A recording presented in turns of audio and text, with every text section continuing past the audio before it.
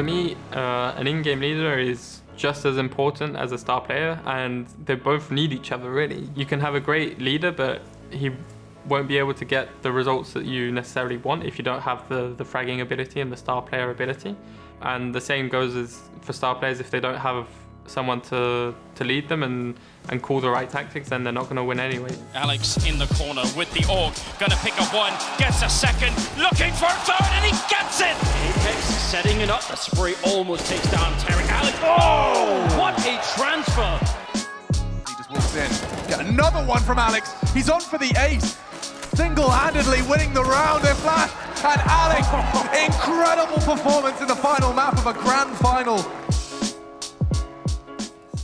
Ok, Alex, est-ce que tu peux faire un clap comme ça Prise 12. Vas-y. 12. Perfect, impeccable. So, James, can you tell us who is Alex to you? So Alex is my younger, shorter and slightly better at video games brother. Can you tell us about the move to France? How did it affect Alex? So I'd say Alex is probably more French than he is English in terms of his like mentality and the way he is in everyday life. And I think he probably speaks better French than he does English. You ready, man?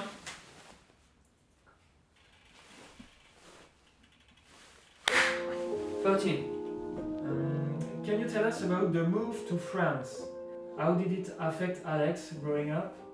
I think moving to France is definitely a different lifestyle for Alex, particularly having to go to school, speaking a language that he knew nothing of before he started school. I think that was quite a big life-changing experience for Alex.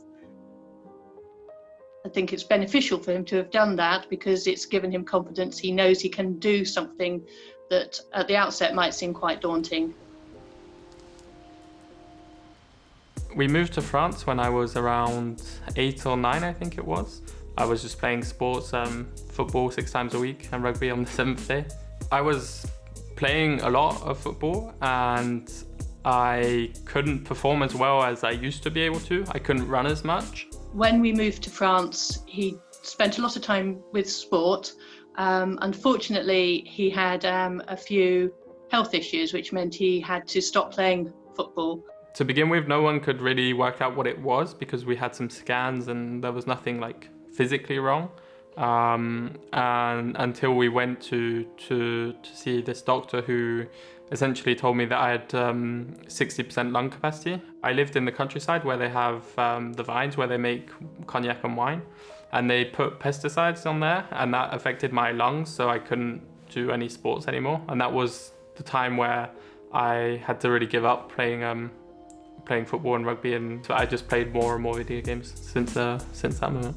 He had a good balance between his computer life and normal life.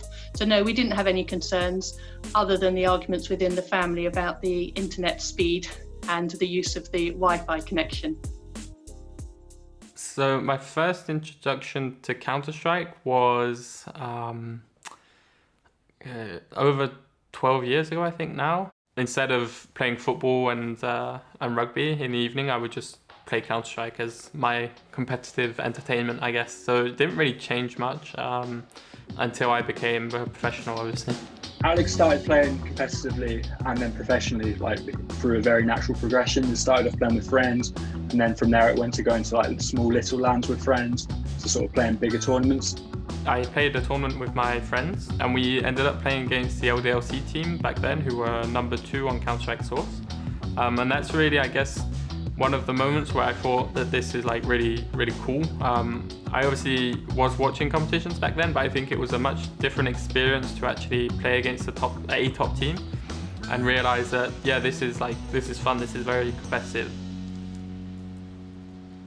We were quite proud of him, actually. I do remember packing him off with massive suitcases with his computer and monitor, putting him on the train at about age 15, I think, and he went off somewhere miles away in France to play.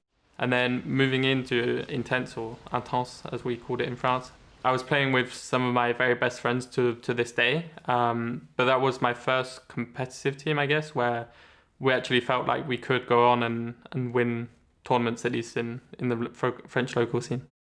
He then progressed so that he was playing for a professional team, but with very low wages, whilst he was still at school. So when he was about 16, he was earning money. So I was playing local tournaments in France, and I was kind of getting noticed there, and that's where I met Lambert and Mistu, who I'm now very, very good friends with, and I essentially played with them for as long as I could, and it was a much different atmosphere because they were a lot more competitive and were looking to make it as professionals. And for me, going into that environment, that I guess was the moment where, without actually thinking about it, I probably set my mind to becoming a professional as well. When Alex first started playing competitively, I didn't think he'd be making a career out of it necessarily. There wasn't much money in it at the time. But when he started getting a bit older and he started getting paid to play for the first time, it wasn't much money. But at that point, you could sort of start to see the potential for a career out of it. I didn't have any concerns about becoming a professional because I had been in the scene long enough and I knew the teams above us were getting paid like not that much money, but enough to live off. My parents were kind of more reserved because my mum and my brother all have done really well in university and have good jobs and good degrees, and I was never really interested in that. So I think they were more worried about the financial side of things, but they were still happy that I was doing what I wanted and chose to do. At a very young age, he said he would be able to make a living from it. I have to say we were very skeptical, but it turns out he was correct. The French scene is definitely unique for its personalities. There's lots of very prestigious players, I would say, very strong history in Counter-Strike, going back all the way to Counter-Strike Source. The French scene initially had an incredibly set idea of what the paradigm of how to play Counter-Strike was having a lot of success like that for many years, then had this sort of more, I would say, fallow period where they weren't having the success, but they kept trying to make the old approach work. They tried to keep hold of this playstyle that made them so good, which was, depending on which team, it was very one-dimensional fragging ability, I guess. But the game evolved past that, and they didn't evolve with it.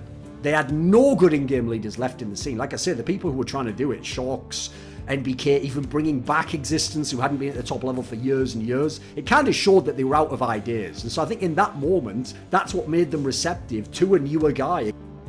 I definitely felt like I had a lot to prove in the first year, at least, going into LDLC, because I was kind of the pickup that not that many people expected or wanted, I guess. So when he was sort of coming through the ranks, he was playing under some big leaders, like Existence and stuff. So at that point, he wasn't really taking a leadership role, but I think that we always knew the qualities were there and the hard work was there to fulfill that role.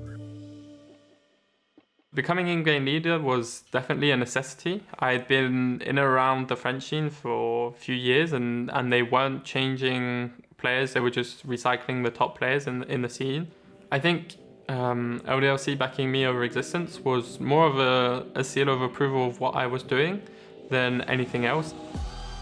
It was definitely a feeling of going in the right path and I'm going in the right direction, because if I wasn't, then they wouldn't have backed me over him. XMS with the bait and switch, and it's going to be the ace from Alex on the back of the boost, so very well called from LDLC. I was coming to the end of my contract at the end of 2018, going into 2019. I didn't know if I wanted to sign with LDLC again. They obviously wanted to keep me. So I was talking with the coach of Vitality, and I told him that I was coming to the end of my contract, and if they were interested, I'd just put my name forward in that sense. And they decided at that point that it was a good opportunity for them to get rid of Happy and bring me in. They had this guy, Zero, monster young talent with all these veteran players around him, but something was still off in the lineup, and what they essentially did was kick out one of the other, formerly very great in-game leader who won 2 majors, Happy, bring in Alex. My time on Vitality was kind of a roller coaster, I guess, because it started off very, very low.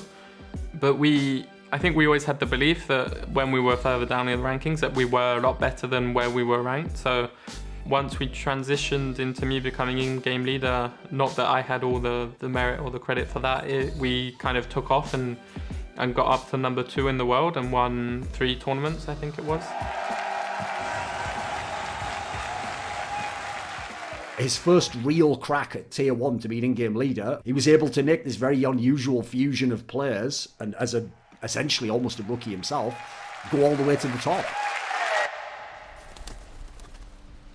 I decided to leave in February after Katowice because I think that was the worst I'd felt in maybe my entire life. I just didn't, at that point when I was going to the airport to go to Katowice, I got to the airport and I asked myself what I'm doing, why am I here? Because I don't want to be here. I don't feel like being here. I was just too tired and too much travel, and I was burnt out, and I'd told Vitality the year before from, I think it was July, I think was the first time I said that, look, we need to do something about the calendar because I won't be able to do it again in 2020.